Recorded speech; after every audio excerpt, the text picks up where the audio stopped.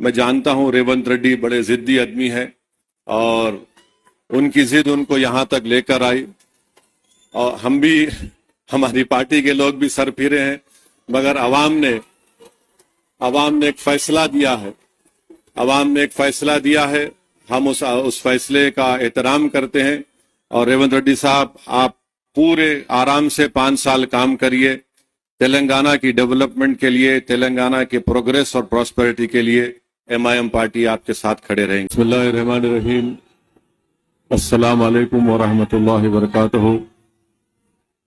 शाही नशीन पर तशरीफ फरमा वज़ीर आला तेलंगाना मोहतरम जनाब रेवंत रेड्डी साहब, एडवाइजर अक़लियती बहबूद, बैकवर्ड क्लास और दलित जनाब मोहतरम मोहम्मद अली शबीर साहब, नौ मुंतखब शुदा रुकने पार्लिमान जनाब यादव साहब, मेरे तमाम मजलिस इत्तेहादुल मुस्लिमीन के अराकीन असम्बली व रुकन कानून साज कौंसिल और तमाम दीगर सियासी पार्टियों के जिम्मेदारान, मैं सबसे पहले अपनी जानिब से और हैदराबाद की पार्लियामेंट की अवाम की जानिब से जनाब रेवंत रेड्डी साहब का, वज़ीर आला का, हैदराबाद के इस क़ल्ब में, हैदराबाद के इस दिल में हम आपका खैर मुक़द्दम करते हैं, आपका वेलकम करते हैं। और मैं ये बात, हमारी पार्टी ने ये बात ऐवान असम्बली में कही है, मैं दोबारा इसको दोहराना चाहता हूं कि तेलंगाना की अवाम ने एक फैसला दिया है और तेलंगाना की अवाम ने जनाब रेवंत रेड्डी साहब और उनकी पार्टी को इख्तियार दिया है। हम उसका एहतराम करते हैं और हम उम्मीद करते हैं कि वो अच्छी तरीके से जो अवाम को वादे किए उसको पूरा करेंगे। मुझे यकीन है कि उन वादों को पूरा करेंगे। और मैं मोहतरम वज़ीर आला को ये बात बताना चाहता हूँ कि आपके पास 5 साल का मैंडेट है, आप इत्मीनान से, आराम से अपना काम करिए और हम भी अपनी तरफ से आपको पूरा ताउन देंगे ताकि तेलंगाना और मजबूत एक रियासत बन सके। हमारी ये कोशिश होगी कि तेलंगाना में जो अमन बरकरार है पिछले 10 साल से, इंशाअल्लाह ताला उस अमन को हमको और मजबूत करना है।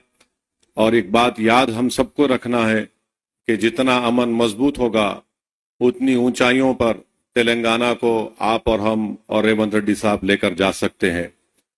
चौथी बात मैं ये कहना चाहूँगा कि हमको ना सिर्फ अपने वतन अजीज को बल्कि हमारी रियासत को फिस्ताई ताकतों से बचाना है। फ़िरक़ा परस्ती और ये नफ़रत का जो माहौल पूरे मुल्क में आज है, उस नफ़रत के माहौल को हमको रोकना है। और तेलंगाना में एक भाईचारगी का माहौल है और आप और हम जानते हैं वो कौन सी ऐसी ताकतें हैं जो आपके और हमारे दिलों को तोड़ना चाहती है, जो हमारी इस मोहब्बत की तहजीब में जहर भरना चाहती है। तो हमको और आपको कोशिश करनी चाहिए कि जो नफ़रत आमेज़ बातें हैं, जो लोग दिलों को तोड़ने की बात करते हैं, जो लोग घरों को तोड़ने की बात करते हैं, आपको और हमको मिलकर ऐसी ताकतों को कमज़ोर करने की ज़रूरत है। और मजलिस शुरू से कोशिश करती आई है कि ऐसी ताकतों को कभी भी किसी मुकाम पर इख्तियार ना मिले।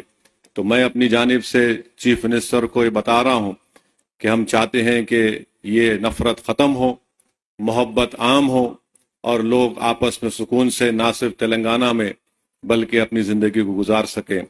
मैं आज आपको बात बताना ज़रूरी समझता हूँ कि चीफ मिनिस्टर बनने के बाद जब मेरी वज़ीर आला से बातचीत हुई, मैंने उनको मुबारकबाद दी।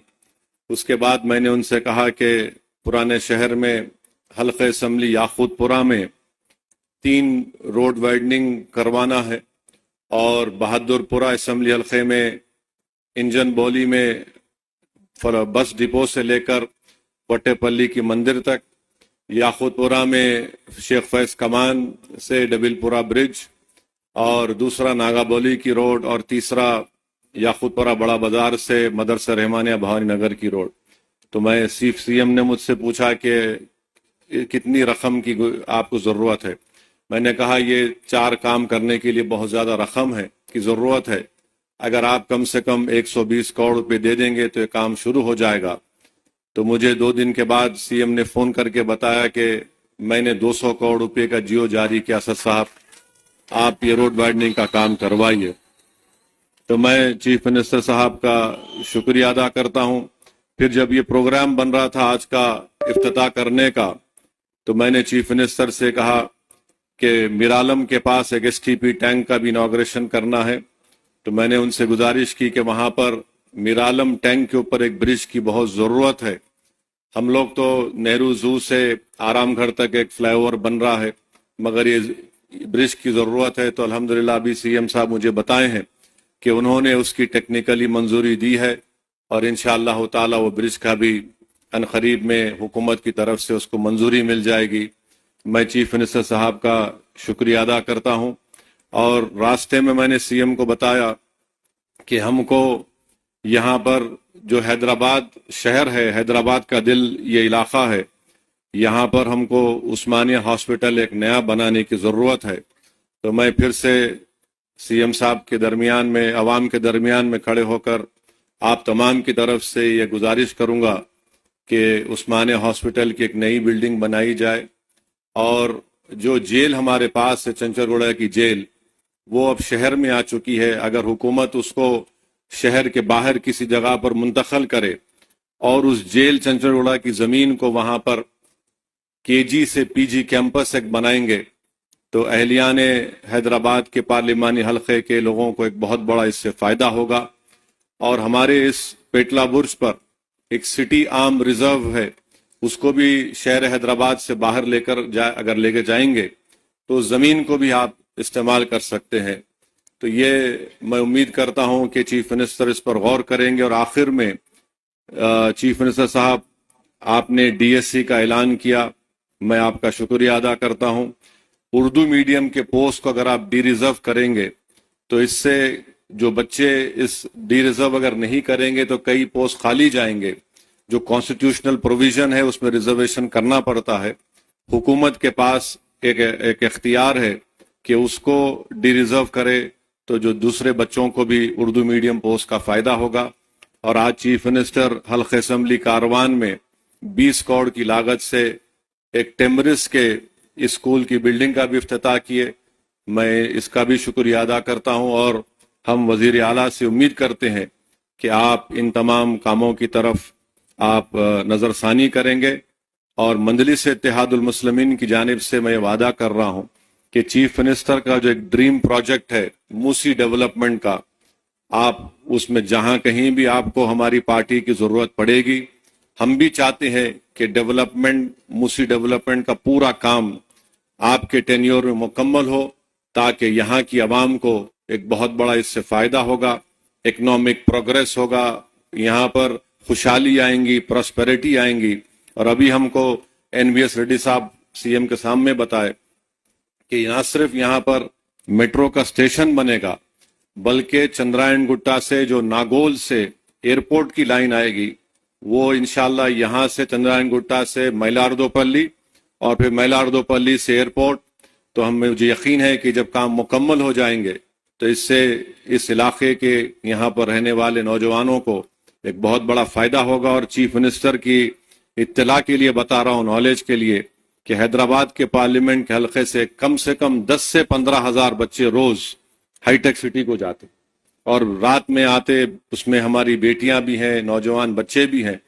تو میں سی ایم کا, جناب ریونت ریڈی صاحب کا دل کی گہرائیوں سے آپ کا ویلکم کرتا ہوں, اور مجھے یقین ہے کہ انشاءاللہ تعالی 2028 سے پہلے آپ آ کر آپ اور ہم اس ٹرین میں بیٹھ کے آئیں گے انشاءاللہ تعالی, جبلی بس سٹینڈ سے لے کر یہاں تک انشاءاللہ, کیونکہ ایئرپورٹ کا کام تو لمبا ہے, اور مجھے یقین ہے کہ وہ کام بھی پروگریس ہوگا. میں جانتا ہوں ریونت ریڈی بڑے ضدی آدمی ہیں, اور ان کی ضد ان کو یہاں تک لے کر آئی, اور ہم بھی, ہماری پارٹی کے لوگ بھی سر پھرے ہیں, مگر عوام نے ایک فیصلہ دیا ہے.